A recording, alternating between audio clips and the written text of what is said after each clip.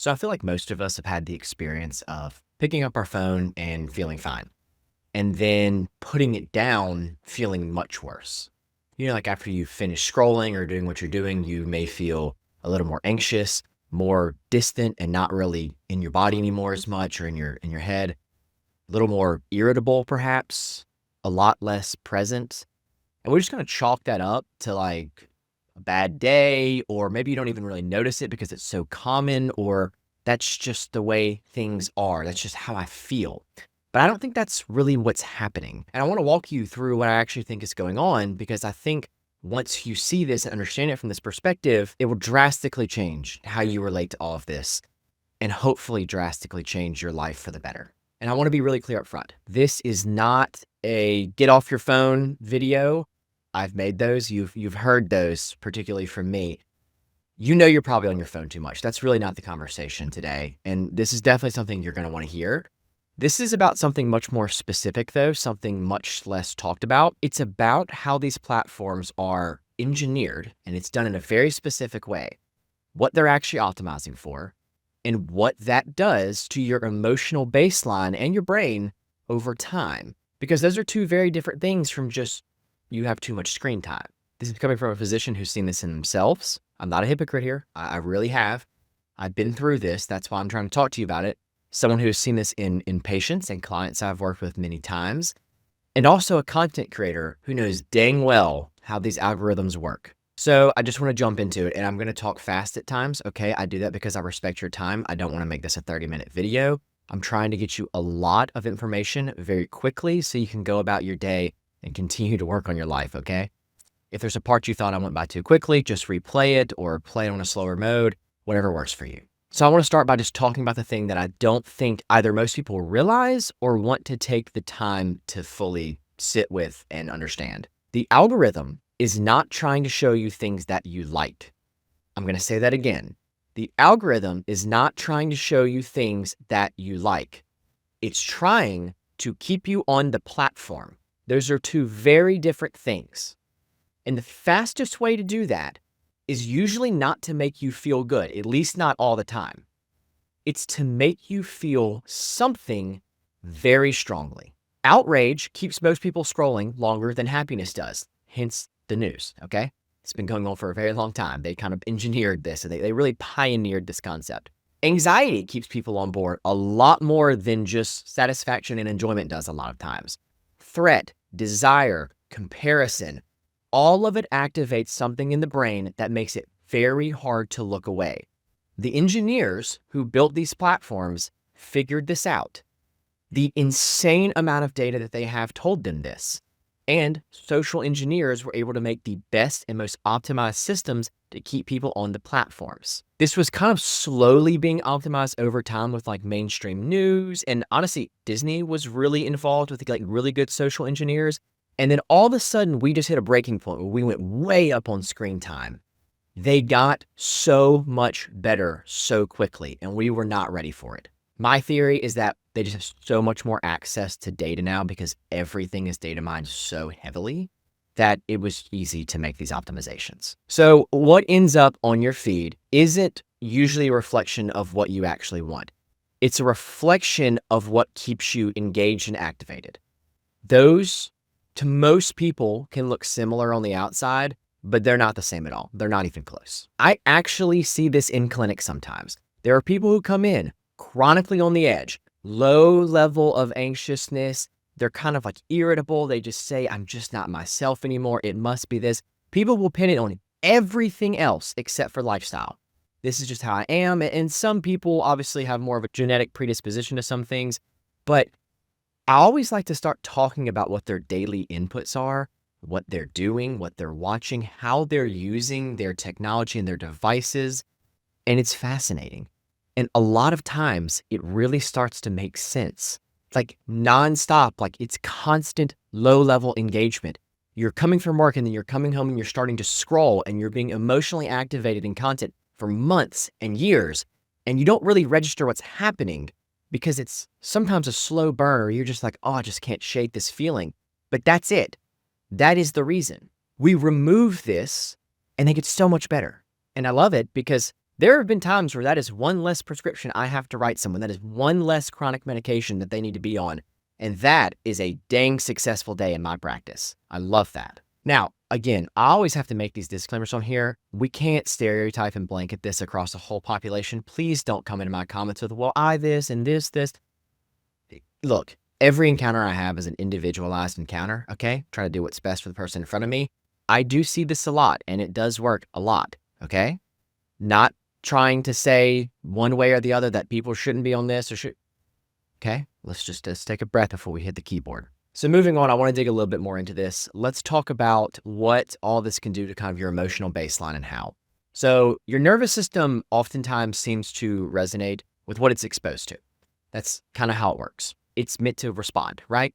If you spend a significant portion of your day in a low grade state of outrage or anxiety, or really too, because you may tell me that your feed is calm, but there's a constant swing of emotions on these platforms, right? You're 2 seconds, you're laughing and crying, and you flip it, and all of a sudden it's a story about someone dying. And that is a swing that probably wasn't meant to happen like that. And eventually your baseline starts to kind of drift. The things, and tell me if you resonate with this, that should feel like a crazy spike, like something that if you were like put a naive person who hasn't been exposed to these algorithms, these platforms, I think they would be very overwhelmed. But these start to feel normal. They're your norm now. And that calm starts to feel strange. Feels like something's missing. The stimulation isn't there. I went through a period where I noticed I couldn't relax at the end of the day without picking up my phone. I would walk to the bathroom. I would pick up my phone. That's ridiculous. I'm sorry, a lot of you probably do it. That's ridiculous. And when I would put it down, there was this like residual noise, and my nervous system was like waiting for something to react to. It's like it was so ready. It was primed. That isn't a biological flaw. That's trained. And again, this can be more subtle than you think it is. Like, I know you're probably watching this, you may be thinking, I don't feel like I'm running from a tiger right now or something like that. It doesn't have to be that obvious, but why don't you go try to meditate for 5 minutes and try to lean into this emotion and this feeling and this sensitivity, then come back here and tell me if you think there's something off. If it's hard to plunge yourself into the silence and the calm and the peace, you're in that trained state of hyperreactivity, most likely. And there's plenty of research that showed measurable changes with all this. Elevated perceived stress, dysregulation of how people process emotions, which is becoming more and more of a problem. There's actually a lot more research on this recently. Heightened states of negativity bias, and a much harder time returning to calm after something stressful happens. We're bad at resetting, because my theory is that you've moved your baseline from here to up here, and you heighten it more, and you can only come down to like back around here again. It's hard to get all the way back down, okay? And the brain learns to stay very ready, and that has a cost long term. And before I move on, I really do want to take a quick second to point out that this whole thing I just did, that is not something that I have like sheer scientific data on. That's more my interpretation of the data. I always like to clarify where there's a difference there. It to me makes common sense, but I haven't found like a clear representation of that concept necessarily. But that's my interpretation of the data. I want to make sure that part is clear, where the rest of it is just clear data. And I am going to start moving faster here because, like I said, I respect your time, but I do want you to know where this cost you. The cost shows up in many aspects of your life. It shows up in how much mental bandwidth you have for the people around you. And that's incredibly impactful. It shows up in how you handle decisions when you're tired or when you're not. It's whether you can sit with your thoughts for more than a few minutes without reaching for something. These are core components to life. Don't throw them away for another dopamine scroll. Okay, I want you to stay with me now because I know we're getting longer in the video, but this is very, very important, and this is where this is going to get more practical, okay? Here is what I find genuinely concerning about all of this. And again, I think this is really important. When your brain is repeatedly exposed to high arousal, emotionally charged content, it starts to weight that kind of thing more heavily. The dramatic, the urgent, the provocative, and by comparison, the slower things start to feel like less. Deep work gets harder to get into, and that is so critically important in today's world. I do make a lot of videos on this. Reading feels like it takes much more effort. When's the last time you read a book? A regular conversation with someone that you care about can feel like it's missing something, some sort of oomph behind it, a kind of like stimulation to it. That isn't boredom. I think that's just your nervous system that's been recalibrated, and your attention system has been hijacked and trained on a certain level of input that is not obtainable in the natural world. And the part that I've sat with for a while that I'm trying to articulate better, that I think is a little bit more difficult to really nail down, but I do think it matters. When your attention is constantly being pulled towards this fake, systematic urgency, your own life can start to feel not enough, insufficient in comparison. The slow, real things, the building something valuable, thinking something through, which is a really unique concept today in today's world, actually being present with the people around you, which is probably one of the most important things we can do in our life, genuinely. Those start to register as less interesting than they actually are.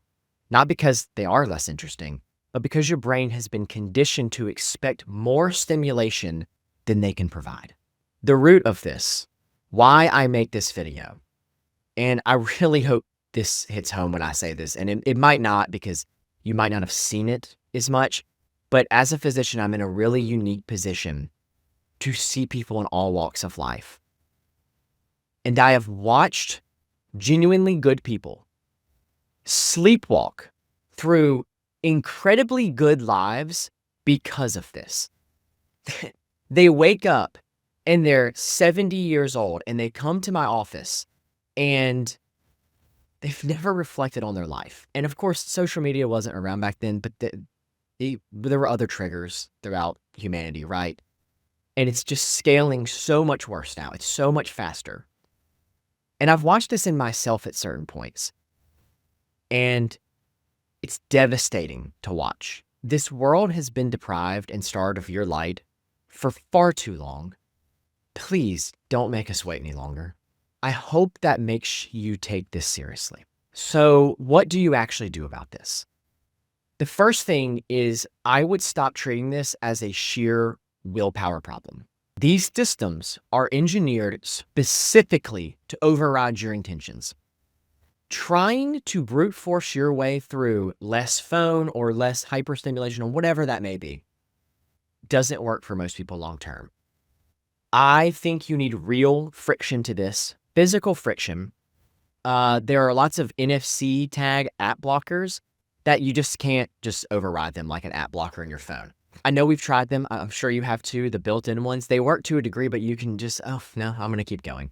And you can override them. There are plenty of these. I use one called Brick. It's like a little NFC tag I can just magnetize to my fridge. You tap it, it locks whatever apps you have set to lock, and you cannot unlock them until you have tapped it again.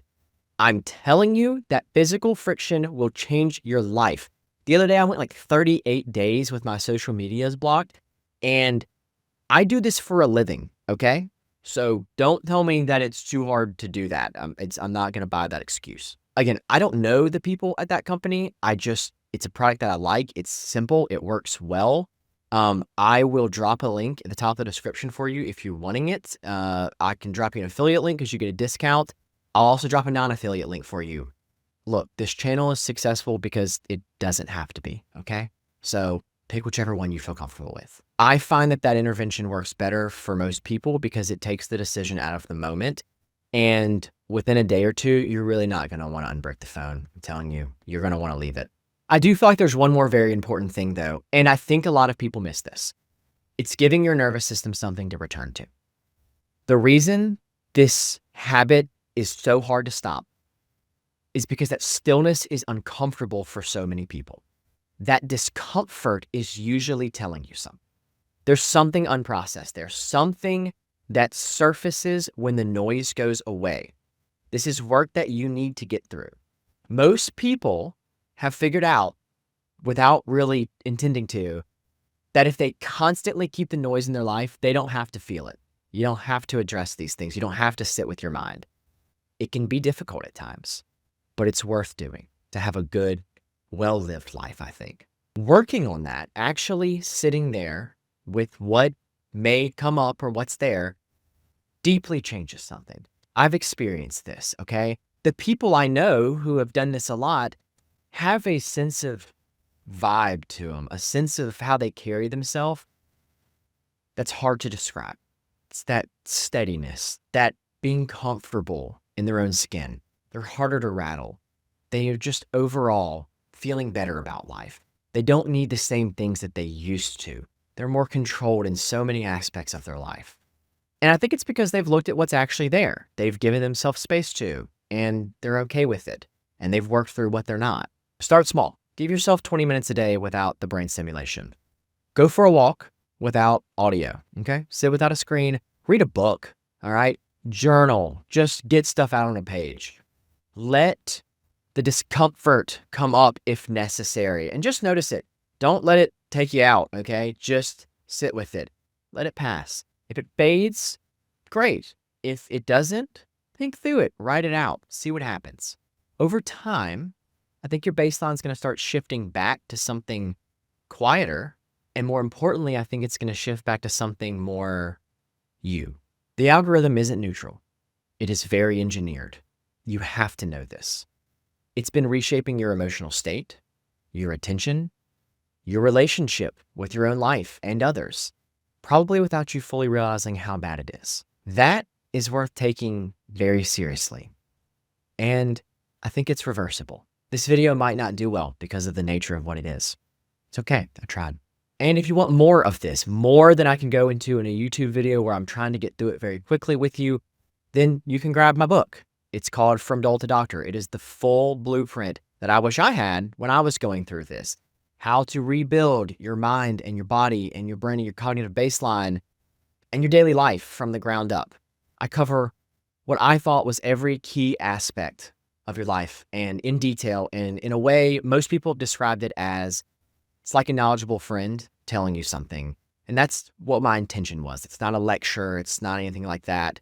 I want it to be a good read, and there's a lot of links to a lot of good things as well. And also, I made a free 30-day blueprint for you. I'll link that in the top description as well. I do this because I want to meet people with where they're at, and I hope this helps. If you enjoyed, if you found value in this, drop a like, comment, subscribe, turn on notifications. I drop another amazing video like this once a week, sometimes twice a week. You don't want to miss it. And if you found value, share this with someone that you care about, one of your loved ones. It's free, and it's the least that you can do to help them. And, as always, I'm Dr. Matt Jones. Thanks for watching, and I'll see you in the next one.